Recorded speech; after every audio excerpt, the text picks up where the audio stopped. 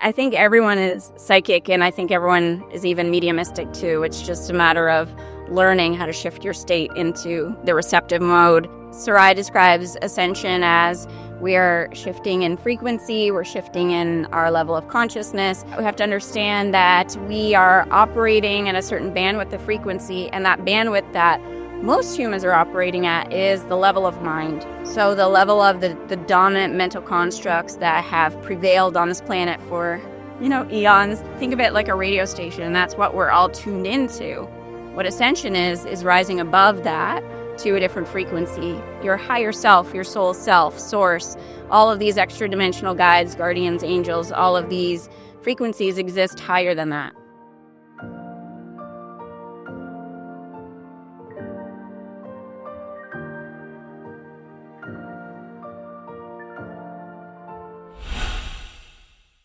All right. Happy Sunday for you guys who are in the North America, Northern Hemisphere. And for me in Japan, it's Monday morning.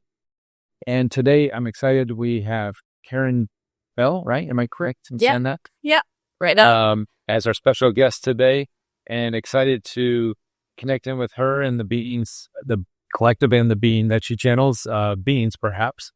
Karen, tell us about yourself and who do you channel? Yeah, so my name is Karen Bell. I live in Ontario, Canada, and I channel a being named Sarai, but she describes herself as an ambassador that speaks for a collective of beings, and they're from the Andromedan galaxy. So how long have you been doing the channeling work, and how did it come in? How did I get into it? Yeah. When people ask me that, I like to kind of go way back because I can see looking back when it started, which was almost 20 years ago. And I was working as a makeup artist at the time in and around the Toronto area and also in London, where the city I live in now. So what happened at that time is I didn't even have the language to describe it at that time, but I started having psychic impressions. So when I would be doing makeup on people, and particularly when I was physically close to them, like now I know, I was in their energy field. But when I was close to them, I would start to just pick up on random psychic impressions, their emotional energy. If they mentioned somebody in their life, like a loved one, their spouse, their child, even their dog or their cat, and they said the name of that person or that animal, then I would get these downloads about them. So that's really when it started, and that got me curious about psychic development. So I started studying clairvoyance and psychic development. And then that kind of progressed. So over, I would say maybe 2 or 3 years into that, I started having mediumistic experiences. So that was more like just being out and about and interacting with people's loved ones in the spirit world. And so that was sort of like the second stage, I guess. And so that got me really interested in mediumship. And so that was my passion for a long time, studying mediumship. I had a lot of mediumistic experiences before I really committed because I thought it was kind of strange and I didn't really know how to take it. Like I tried to ignore it for a long time. But I started studying mediumship and I started attending a spiritualist church, which if that's new for some of you, spiritualism has mediumship at the core of their belief system. So there's a medium in at every church service every Sunday, and they host a lot of development classes. So I started studying mediumship at the church, and then I started studying trance mediumship. And so that's sort of how it all began, because I began interacting with beings in the spirit world, so loved ones in the spirit world. And then as that progressed, I started having this experience with this extra dimensional being, Sarai, which really started after I committed to meditating every day, which, some of you, if you have a meditation practice, that it can be hard to stick to, but in around 2017, 2018 is when I really committed to meditation. And within about 2 or 3 months is when I started having this awareness of a being with me when I was meditating. And there were some similarities to mediumship in the sense that it was a telepathic connection and an energetic connection, but the being felt different. So it didn't feel like a spirit world type being. It felt like it had this cosmic energy to it.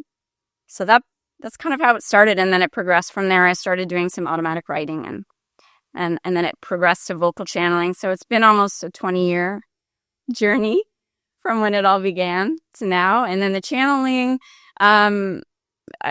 my first interaction with Sarai was probably 2017, 2018, again, during that meditation time. I've had some other guests that also hairdressers and people who work with others, and they're getting those images, and it sounds like you're not alone in that journey of working with people, getting images, getting sensations. Yeah. Can you describe how does that happen? Like when you're actually like were you makeup artists in films? Yeah, no, I was a makeup artist. I worked for MAC Cosmetics, and so I worked in the retail environment. But then we also did a lot of fashion shows, and I did a lot of wedding makeup and things of that nature. Yeah. So the thing is, at that time, I was really uncomfortable with it actually because I had no reference point. So I didn't have anyone around me that was like mediumistic or psychic, and so it was just kind of a strange thing. So I would be in someone's energy field and, doing their makeup, and I would just have, like, I describe them now as downloads, but I didn't even have that languaging then. But I would just know things about them, or I would know things about the people in their lives. I would definitely know what they were feeling, authentically feeling, even if they were, how sometimes you might ask how someone's doing and they say they're fine, but like I would know if they weren't fine. I would just have, I guess because I found out later I was mainly clairvoyant, so I would have these like visual impressions that gave me information about them. And so I just started playing with that, and actually one of the ways I developed was I randomly put an ad out on Kijiji at the time. That was like the classifieds, free psychic readings, and I would just read for strangers. And that's when I really started discovering that there was something to it, because I would just call people on the phone. I'd only know their first name, and then I would receive these impressions. One of the first ones I can remember that was really almost entertaining was this girl, and the first visual image I got was a pot of boiling water, and there was all these credit cards in it. And so I said something to her like, "Or are you in hot water with your credit cards? Like, are you in a lot of debt?" And there was just silence on the line. So stuff like that, just these really random little tidbits of information. I didn't really know what to do with it at the time, but I found it fascinating. And I had a friend that I worked closely with that's like, I didn't think anyone was picking up on it, but there was a friend at work one time. I had just done a makeup, and we were standing together, and I'm cleaning my brushes, and she says to me, "Well, what is that like?" And I turned to her and I was like, "What? What do you mean?" And she was like, "Well, what is it like to know things about people?" And so I realized that like other people were picking up on that. It wasn't just me. I had another man come up to me randomly who, I kind of knew he was more of an acquaintance. This was around the same time. And he just came up to me and he was like, "I just want you to know that you're really psychic, right? I can tell because of your eyes." And so I had all these experiences that just piqued my interest. And I started, buying books and going to some workshops and taking some online courses and trying to develop it. And then you said that transitioned into connecting with family members who passed, or were you talking to sort of ghost kind of thing? Yeah, it was people that had passed, but it started happening very randomly. So one of the first times I can remember it happening is I had started doing yoga, and I started going to a yoga class. And so there was a girl beside me that, again, she was an acquaintance, but I didn't know her very well. And then, of course, in, the last pose we do in yoga is Shavasana, where you just lay on the floor, which I know now is a really receptive state. Like by the time you've done an hour of yoga and then you lay in Shavasana, you're wide open. Well, one of the first memories of mediumship I had with around that time was being in Shavasana, being aware of this acquaintance beside me. And I knew she was a nurse, but I didn't know much more about her. And there was this young man that just kind of came up again. I had the vision in my mind's eye, and he said, I just want you to tell this woman, Robin, her name was, that I'm okay. I didn't die per se." And so, and I could see like I could see what he looked like and what kind of shirt he was wearing and all this. So the yoga class ended. I didn't say anything because I was too chicken. I was like, this is just too weird. And I didn't know her enough to know like how she was going to react. But I couldn't get him out of my head. So I went home, and he was just in my head, kind of like that scene in Ghost where the ghost is like singing to Whoopi Goldberg. Like I couldn't get the guy out of my head. So the next day I sent her a message on Facebook, and I said, "I just had this experience. I know it's really weird, but this is my experience." Anyway, she worked in the emergency department. And so she had this young man come in, and I can't remember, what his ailment was, but he was really young in his 20s. and she had tried to save him, and he didn't make it, and he was wearing this blue shirt like I saw, and he was the age and he looked like. So it was a very random experiences like that. But I would have that experience, and then 3 or 4 months would go by and I wouldn't have an experience. So it was really confusing, actually. It was really when I started going to spiritualist church that I started to be able to make sense of it, because everyone there, I shouldn't say everyone, but most people there are mediumistic. So, it's not strange. It's like we're having these experiences all the time with our loved ones in the spirit world. So I'm wondering, what's your take on the process of the death process? Is there, we always hear about the life review. Yeah. How long does that last?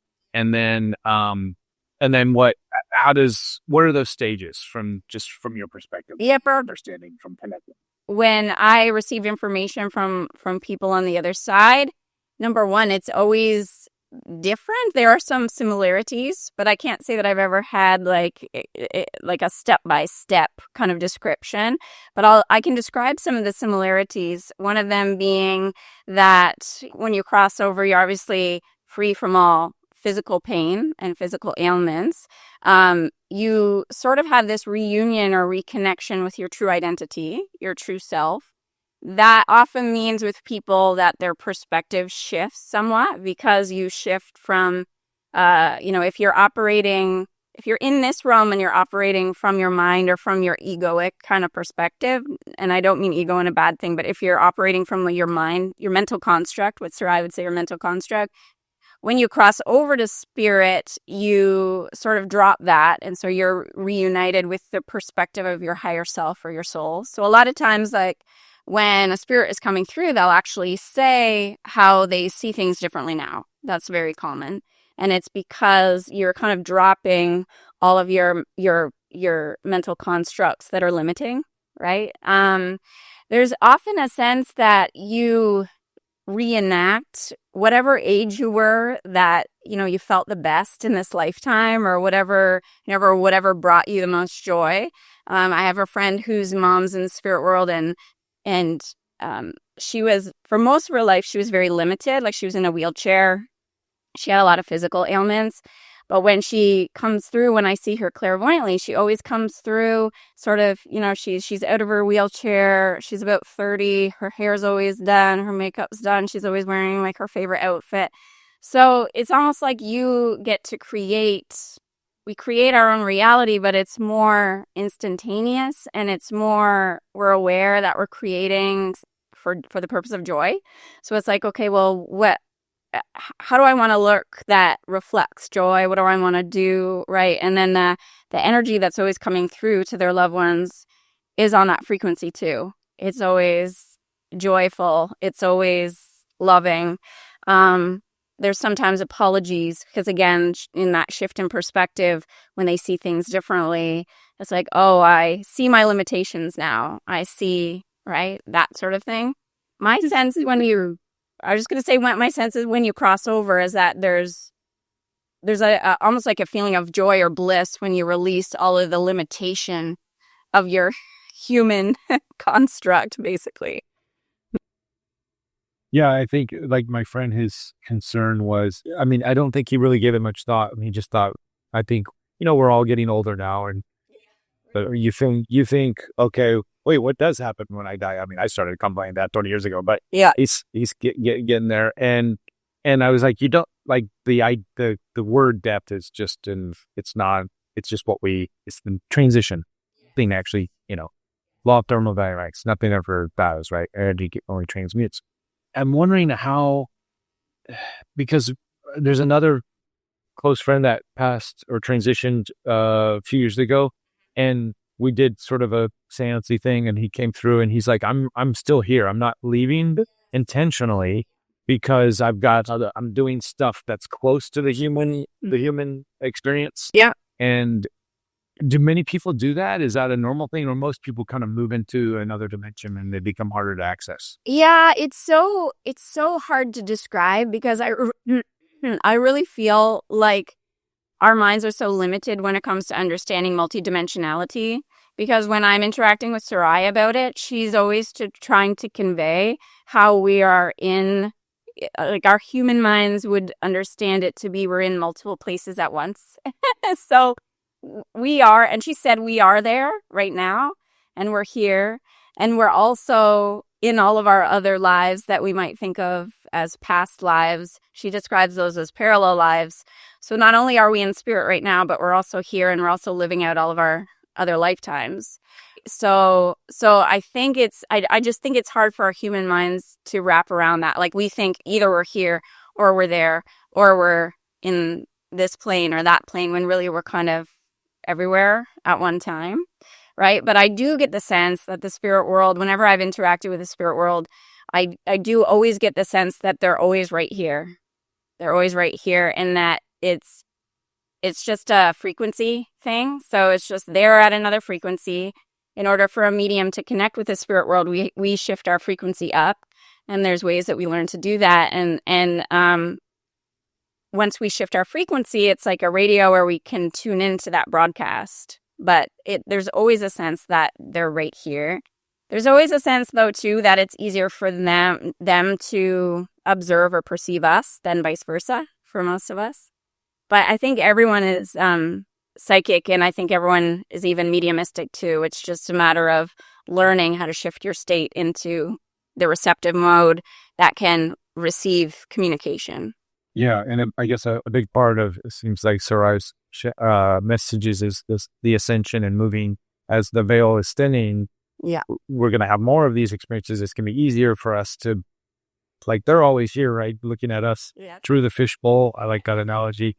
And we're trying to peer out, but it's blurry and kind of like, what's beyond? Are those humans? What are those things moving behind the glass of the fishbowl? Yes, definitely. But it's going to become clear as we move through this transition, right? Yeah, for sure. Because again, it's an energetic frequency situation, right? So Sarai describes ascension as we're shifting in frequency, we're shifting in our level of consciousness. What that really means, she'll probably talk about this later, but what that really means in terms of like, how do we shift our frequency, is that we have to understand that we are operating at a certain bandwidth of frequency, and that bandwidth that most humans are operating at is the level of mind.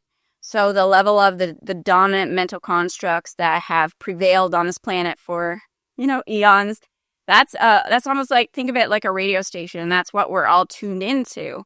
What ascension is rising above that to a different frequency. Your higher self, your soul self, source, all of these extra dimensional guides, guardians, angels, all of these frequencies exist higher than that.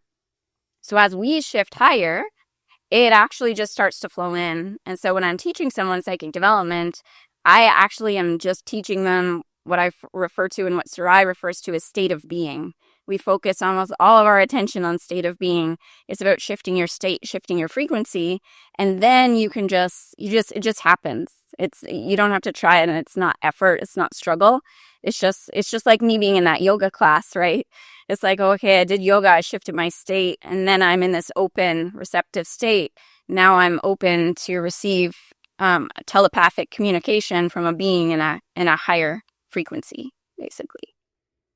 And is that how did Sarai come to you? What was like the first experience, or when you got that? Was it visual or an audible, or how did it come in? Serenigilo is the Andromedan council, or an Andromedan group. Well, it was very subtle, and so now when we talk about it, or when we reminisce about that time, I understand that it was intentionally very subtle, right? Because it's like to many of these beings, if they were to show up full blast, it would be very overwhelming for our systems, right? So I understand now why it was so subtle and why it took place. It sort of built up over the course of months. But my first impression was I just had this, I could clairvoyantly see, it was like a blue orb, and it was on my left-hand side, and it was just there. And I don't think I even realized that it was a being at first. It was just this feeling of tremendous peace, and I could feel the color of it. I could feel the energy of it. It was always in the same spot in my energy field. And I get up really early to meditate, like 5, 6 in the morning. And so it was just always there for a couple months.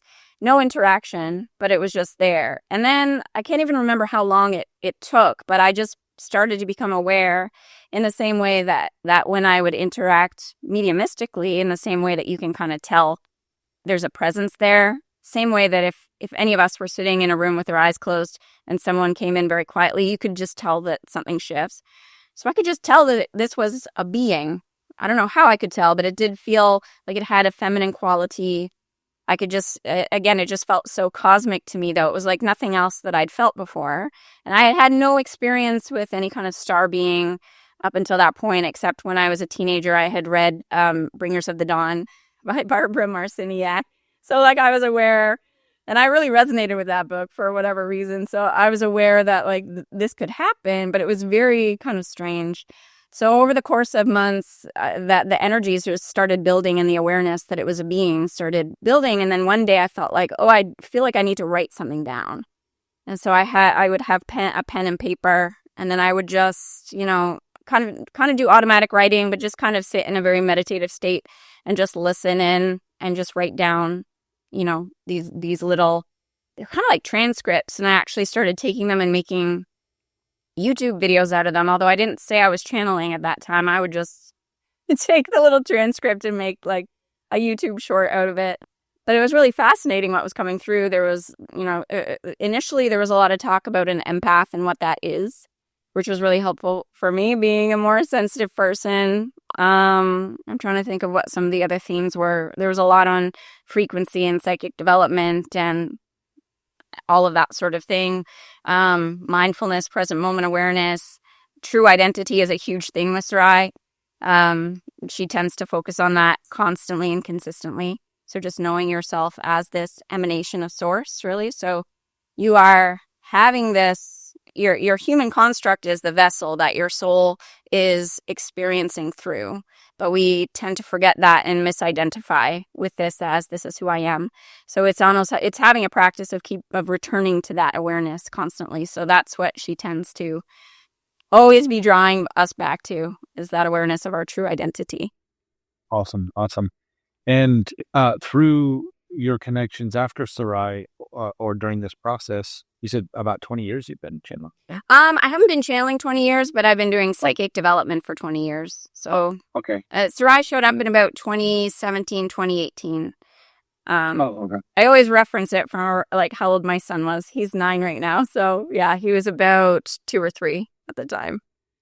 So Awesome. And have you had other interactions with other galactic beings, or has it mostly just been Sarai? I have, but usually it's been connected to other people. So I've had visions and interactions with mantis beings, but I'm not sure if sometimes I get the feeling like there's some mantis beings in this Andromedan collective, although I haven't asked that directly. But when I see mantis beings, it's almost always around people that are an energy healer of some kind. So my sense is that they are working with people who are like they have kind of like even my energy healer friend that I first saw mantis around her. I told her this, and then she was describing to me how one showed up in one of her sessions one day and did some sort of psychic surgery. So I'll have visions of them, but it's usually attached to someone else. I've also had a vision too of a Zeta Reticuli, and I can't remember who that was attached to, but it wasn't so much me. It was if I'm giving a reading to somebody, and that star being is with that other person, then I'll have a vision of that. I was teaching a class about all the different star races, and it was my first time sort of having a vision and interaction with the Syrian as well. So I've had that. That was when I was putting the class material together, and then I somehow, got a link with a Syrian being. So, but Sarai is my strongest connection for sure. It's just interesting because in my work, I'm starting to draw more people to me that have these star connections. So now when I'm giving readings, I'm getting it's kind of like a buffet of all these different galactic beings that are working with us at this time. So we're definitely a buffet here. Yeah. In the interview with that, we definitely offer all the cosmic energies and others too, not limited to the cosmic guys, but that was my start. My doorway into this world was through the star, seeing lights in the sky, curious and all that stuff. Speaking of lights, there's a lot of lights going on around the world right now, especially in New Jersey. I think any lights in the sky in your area in Toronto? I haven't really seen anything. Most of my experiences have been, in fact, pretty much all of my experiences up until this point have been like psychic, energetic, clairvoyant in nature. So I would be overjoyed to see something in the physical that would, be really thrilling. But yeah, I haven't experienced that yet. Only you. Yeah, it's right. I think it's coming for us all. We'll maybe unpack some of that on the collective level, what's happening now with Sarai later. Yeah. So right now, your work, how would you do mostly channeling, or you said you're doing intuitive mediumship for people as well? I actually have, I'm doing mostly channeling. So I haven't, when Sarai started coming in and I started doing the channeling, it was interesting because that was where all the energy was. And so I found that as I focused on that and followed it, it was like I was getting, so much positive feedback and so much, people really connected with it and resonated with it. So the only mediumship I do now really is I'm still connected with the church here in my city. So I'll do mediumship demonstrations, or sometimes I'll serve on Sundays as the medium. But I haven't really done any one-on-one mediumship readings. Now, most of the time, people want me to channel Sarai for them one-on-one. So that's what I do most of the time. But I also have my own group where we meditate with her every Tuesday afternoon. So I channel the meditation. And then I also teach a class once a month, usually on some sort of psychic development, clairvoyance. I taught a class called Meet Your Guides last week. So I'm doing a lot of teaching, mostly channeling, a little bit of teaching, and then the one-on-ones.